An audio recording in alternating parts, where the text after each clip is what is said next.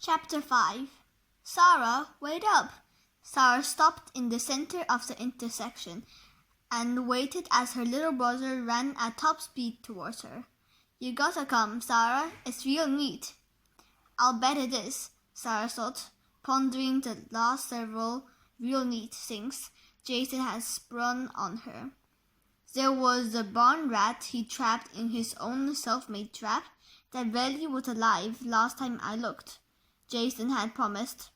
Twice he'd caught Sara off guard and had tricked her into peering into his school bag, only to find some innocent little bird or mouse that had fallen prey to Jason's and his grungy little friends, excited and eager to use their new Christmas BB guns.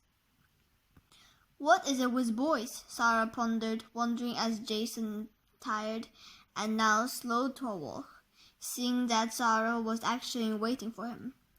How can they actually take pleasure in hurting poor, defenseless little animals? I'd like to catch them in a trap and see how they like it, Sara thought. I remember when his pranks were less gory and even funny sometimes, but Jason just seems to get meaner and meaner. Sara stood in the middle of the quiet country waiting for her brother to catch up to her.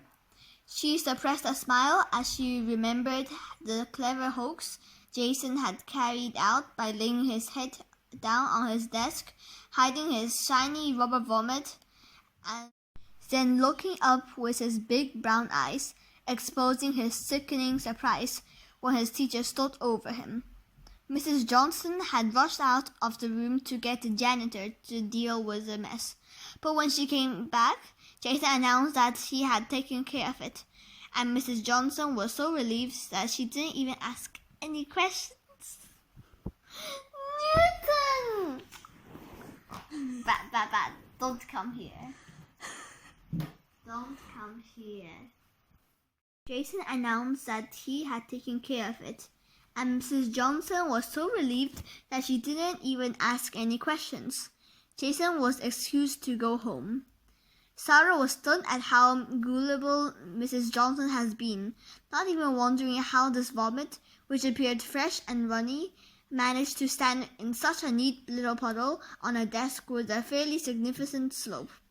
But then Mrs. Johnson hadn't yet had as much experience with Jason as Sara had, and she admitted he got to her more than once in her more naive days.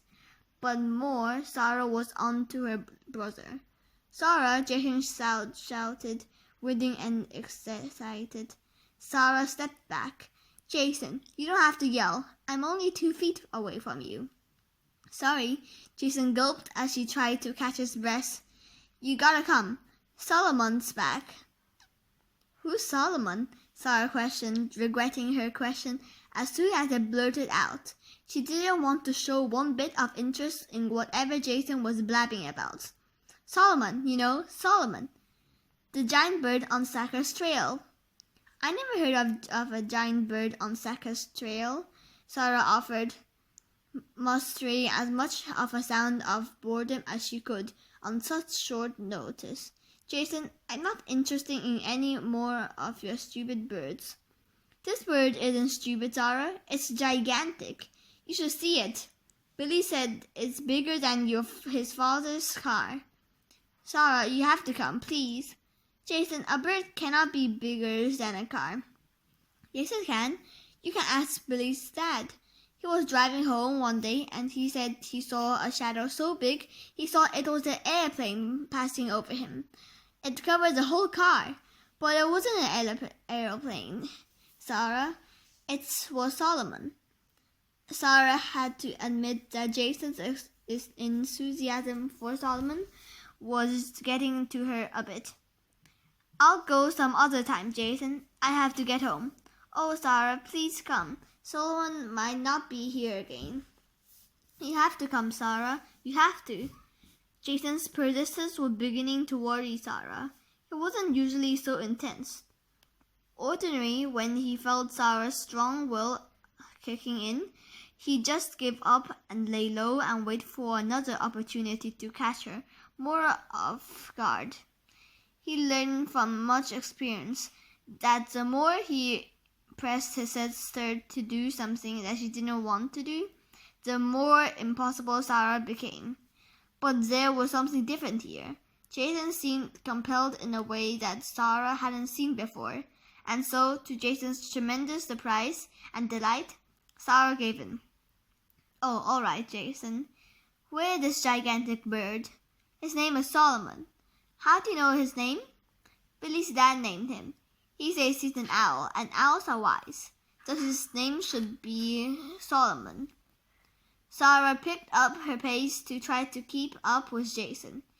"He's really excited about this bird," Sara thought. "This is weird."